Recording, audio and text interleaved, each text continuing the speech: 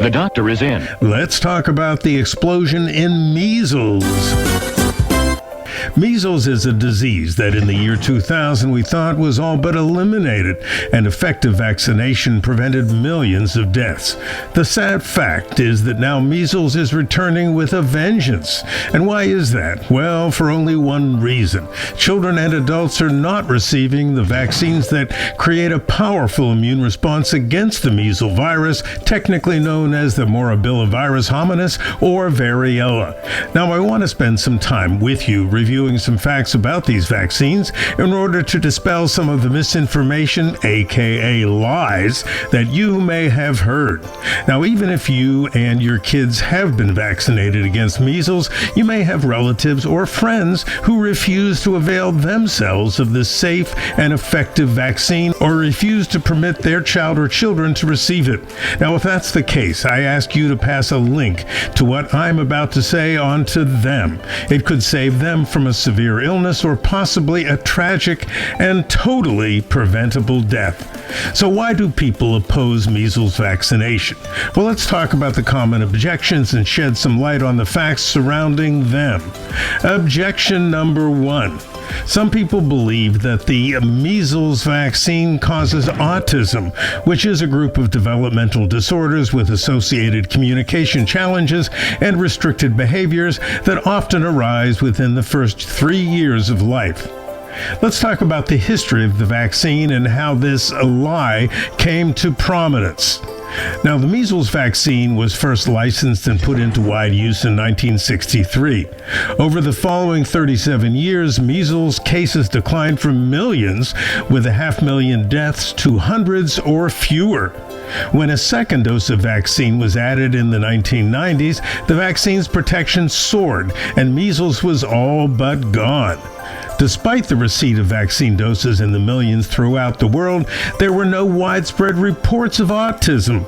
In 1998, though, a British surgeon published a small study in the reputable UK scientific journal, The Lancet, which claimed a link between the MMR, which is the measles, mumps, rubella vaccine, and the development of autism-like symptoms in a small group of 12 children. Wakefield's research ignited fear, vaccine hesitancy, a drop in MMR vaccinations, and a bump in measles cases. Investigative journalists and the Lancet editors began to examine Wakefield's study in more detail. They found that it suffered from a number of serious flaws. Wakefield only studied 12 children, an extremely small sample, and he failed to compare them to a control group. A detailed review of his data revealed evidence of alteration and misrepresentation of patient historical details. He failed to disclose a conflict of interest in that he received funding from attorneys who were suing vaccine manufacturers. Now, the Wakefield 1998 study drove other investigators to look for possible measles vaccine autism links. In 2002, Danish epidemiologists published a massive study of more than 537,000 children who were born between 1991 and 1998. Their tabulated data revealed no increased risk of autism among those children who received MMR vaccinations and no association between the timing of vaccination and the development of autism. Meanwhile, here in the U.S., public health researchers at the CDC studied nearly 2,500 children in Atlanta. Their data also confirmed the lack of any association between the age at which children received the MMR vaccine and the development of autism. For these reasons, in 2010, the editors at The Lancet retracted Wakefield's paper with the following statement. It has become clear that several elements of the 1998 paper by Wakefield et al. Are incorrect, and they're contrary to findings of earlier investigations. Therefore, we fully retract this paper from the published record. As a result, Wakefield lost his British medical license and moved to the U.S. and continued his campaign promoting a false link between autism and the measles vaccine. He created non-profit associations to support continuing studies looking for a connection and used social media for self-promotion and fundraising. Despite the two studies showing no link and the retraction of the only study that claimed a link, vaccine skepticism continued and continues. As evidence was beginning to point to a genetic influence in the development of autism, an American think tank studied more than 95,000 sibling pairs with an autism family history and found no increased risk of autism after the MMR vaccine. Subsequently, Wakefield linked up with right-wing conspiracy theorists and directed a 2016 anti-vaccination film called Vaxxed, From Cover-Up to Catastrophe, which was removed from the Tribeca Film Festival because of questions about validity. In 2020, he broadened his anti-vaccine campaign to malign the COVID vaccines. He, along with Robert Kennedy Jr., continues to attack vaccines. Now, some have accused Wakefield and others who oppose vaccine of using fear and paranoia in order to make money. Now, we all know that whenever something occurs in the political or cultural sphere, we all receive a raft of emails soliciting contributions. So let's return to the facts now. Objection number 2. Some have other objections to vaccines based on their content. So let's take a look at the content of these MMR vaccines. Those following kosher and halal dietary rules refuse vaccine based on their animal protein content. However, these vaccines do not contain pig proteins, but rather cow proteins. There shouldn't be a problem then with either halal or kosher dietary regulations. Objection number 3. Others refuse vaccination due to objections that the vaccines contain fetal material. They do not.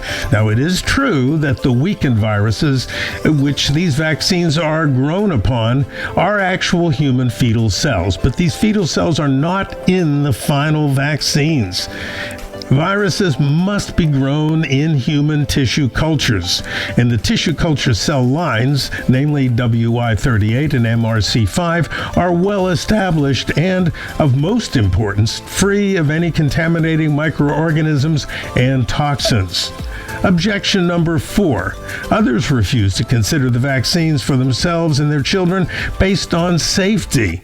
Now, most side effects are mild, including a low fever, a mild rash, or some arm discomfort.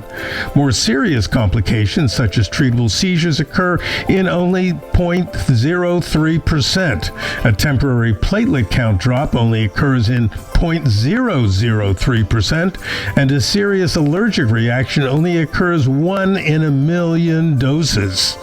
Compare these rare side effects to the consequences of a measles infection that include pneumonia in 1 in 20, a brain infection, that is encephalitis, occurring in 1 in 1,000, and death occurring in up to 3 in 1,000 cases.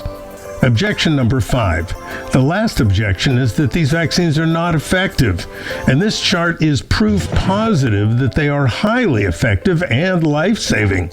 With the initiation of MMR vaccination in the late 1960s, there was a precipitous case decline from hundreds of millions to tens of thousands.